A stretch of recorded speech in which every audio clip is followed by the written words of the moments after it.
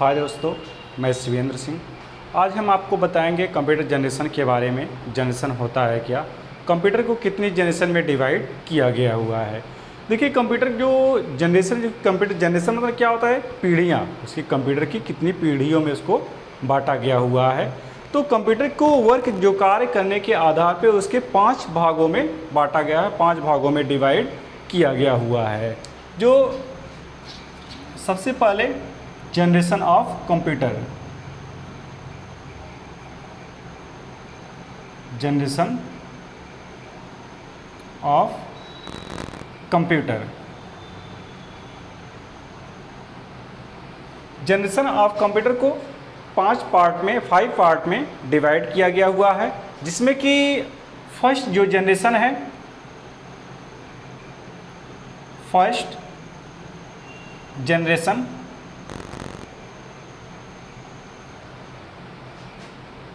1945 से 1956 के बीच में चला। और इस जनरेशन के कंप्यूटर में वैक्यूम ट्यूब का यूज किया गया। और वैक्यूम ट्यूब क्या होता है?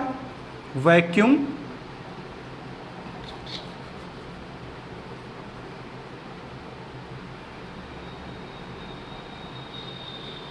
ट्यूब का यूज किया गया। वैक्यूम ट्यूब जो होता है, एक कंपोनेंट्स होता है जो एक सिलेंडर के आकार का होता है, एक सिलेंडर के साइज का होता है, जिसकी वेट जो होता है 1 क्विंटल का होता है। 1 क्विंटल का एक वैक्यूम ट्यूब होता है। और इस जनरेशन के में जो यूज किया गया हुआ है, टोटल 18,000 वैक्यूम ट्यूब का यूज किया गया हुआ है। इसलिए कहा गया कि फर्स्ट जनरेशन की जो कंप्यूटर है, इस जनरेशन के कंप्यूटर में इस जनरेशन के कंप्यूटर की जो जितने भी कंप्यूटर हैं, उन सब का जो वेट है, कम से कम ये 30 टन के एक कंप्यूटर होते हैं। 30 टन मतलब क्या होता है कि एक ट्रक भी होता है तो कम से कम 14 से 15 टन के बीच में होता है, और ये कमरे से भी बड़े होते हैं। तो ये जो कंप्यूटर जो होता है, जिसमें कि इस कंप्यूटर का नाम था पहला ENIAC सबसे पहला इलेक्ट्रिकल कंप्यूटर है। और ENIAC जिसको डेवलप किया हुआ था JP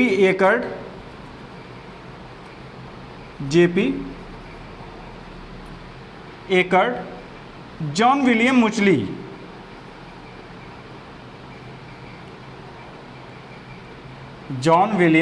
मुचली, इन दोनों लोगों ने मिलकर इस फर्स्ट जनरेशन के कंप्यूटर को रेडी किया हुआ था। और इस जनरेशन के कंप्यूटर में ENIAC के अलावा भी और भी कंप्यूटर का यूज किया गया हुआ था, जिसका नाम पड़ा हुआ था EDSAC, EDVAC, UNIVAC और UNIVAC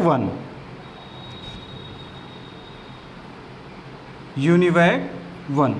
ये फर्स्ट जनरेशन के कंप्यूटर है। और इसके सिवा इस जनरेशन में कंप्यूटर में 2 लैंग्वेज का यूज किया गया हुआ है, जिसमें कि असेंबली लैंग्वेज और एक मशीन लैंग्वेज। इन 2 लैंग्वेज का यूज किया गया। फिर नेक्स्ट स्टार्टिंग किया गया आपका सेकेंड जनरेशन।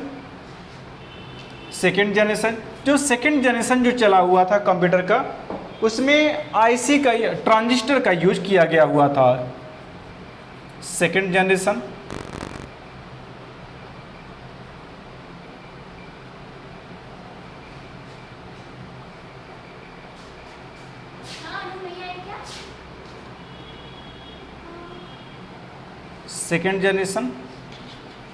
जो 1956 से 1964 के बीच चला हुआ था।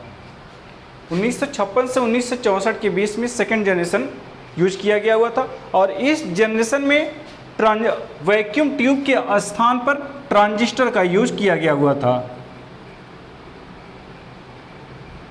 ट्रांजिस्टर को जिसने डेवलप किया हुआ था, वो विलियम शॉकले ने तैयार किया हुआ था।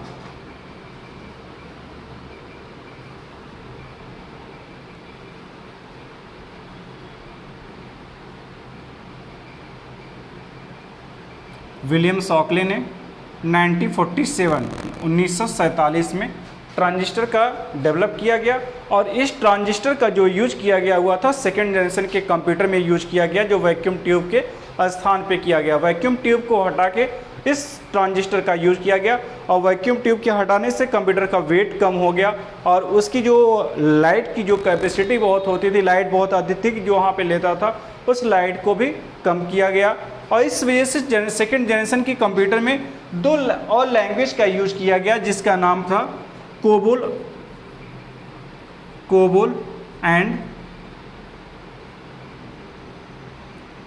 फोर्ट्रान।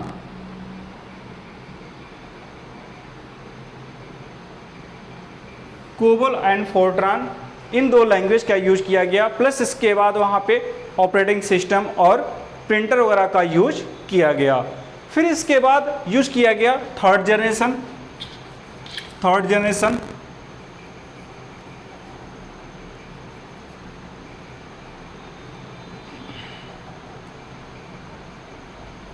जनरेशन जो स्टार्टिंग किया गया हुआ था वो 1971 में यूज किया गया हुआ था। और इस जनरेशन के कंप्यूटर में आईसी का यूज किया गया। आईसी को जो यूज किया गया था ट्रांजिस्टर के साथ साथ आईसी का यूज किया गया था। आईसी के यूज से कंप्यूटर की स्पीड और भी फास्ट हो गई, कंप्यूटर और अच्छे तरीके से वर्क करने लगा, अपना कार्य करने लगा। और आईसी को जिसको हम इंटीग्रेटेड सर्किट के नाम से हम जानते हैं, जिसको जैक केल्वी ने तैयार किया हुआ था।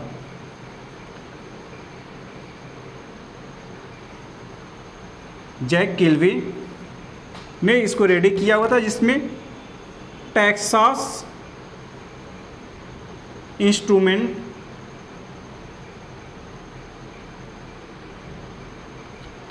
इंस्ट्रूमेंट नामक कंपनी में इसको रेडी किया हुआ था। और नेक्स्ट इस जनरेशन के कंप्यूटर में पास्कल वगैरह लैंग्वेज का यूज किया गया, जो काफ़ी ऑपरेटिंग, प्लस इसके बाद ऑपरेटिंग सिस्टम का यूज किया गया, डॉस वगैरह का यूज किया गया। फिर यहीं से फिर नेक्स्ट इसके अकॉर्डिंग यूज किया गया आपका फोर्थ जनरेशन यूज किया गया। फोर्थ जनरेशन में यूज किया गया हुआ था कंप्यूटर की, जो फोर्थ जनरेशन स्टार्टिंग किया गया,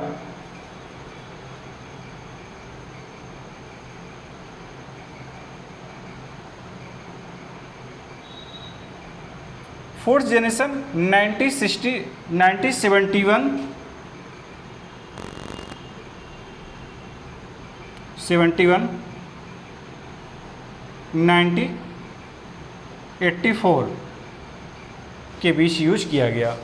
इस जनरेशन में, फोर्थ जनरेशन में माइक्रो प्रोसेसर का यूज किया गया।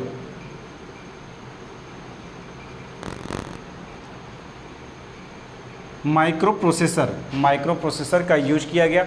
माइक्रो प्रोसेसर जो था जिसमें कि लगभग 30,000 ट्रांजिस्टर को मिला के 1 इंच के चौथाई भाग में माइक्रो प्रोसेसर का यूज किया गया। इस जनरेशन के कंप्यूटर में आईसी को और भी अधिक डेवलप किया गया, जिसको LIC के नाम से जाना जाता है। LIC जिसको लार्ज इंटीग्रेटेड सर्किट के नाम से हम जानते हैं। और इस लार्ज इंटीग्रेटेड सर्किट जिसको माइक्रो प्रोसेसर का यूज किया गया, माइक्रो प्रोसेसर, और इसके सबसे पहला जो फर्स्ट माइक्रो प्रोसेसर यूज किया गया हुआ था, फर्स्ट माइक्रो प्रोसेसर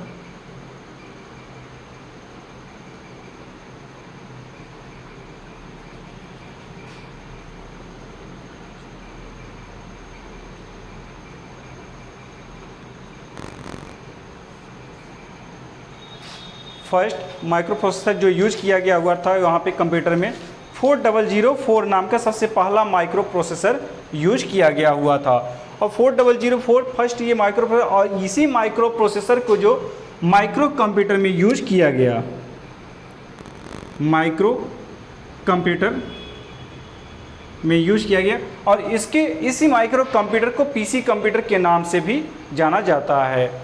और सबसे पहला माइक्रो कंप्यूटर जो यूज किया गया हुआ था जिसका नाम था अल्टायर 8800। ये सबसे पहला माइक्रो कंप्यूटर था, ये फर्स्ट माइक्रो कंप्यूटर होता था। फिर इसी के अकॉर्डिंग यूज किया गया, फिफ्थ जनरेशन स्टार्टिंग किया गया। फिफ्थ जनरेशन में वहाँ पे कृत्रिम बुद्धिमत्ता का, आर्टिफिशियल इंटेलिजेंस का यूज किया गया। इस फिफ्थ जनरेशन में कंप्यूटर के एक और आधुनिक चीज़ों को प्रयोग किया गया, जिसमें कि वहाँ पे कंप्यूटर में जैसे कैसे ईमेल किया जाता है, वर्ड प्रोसेसिंग क्या होता है, गेम क्या होते हैं, और कंप्यूटर के कैसे सॉफ्टवेयर वगैरह सब डेवलप करते हैं। प्लस इसके बाद नए नए फीचर्स वगैरह लैपटॉप या इन सभी चीज़ों का प्रयोग किया गया। तो दोस्तों ये था आपका generation of computer. Next video में हम आपसे मिलते हैं और कंप्यूटर के मेमोरी के बारे में आपको सारी इन्फॉर्मेशन है। Good bye.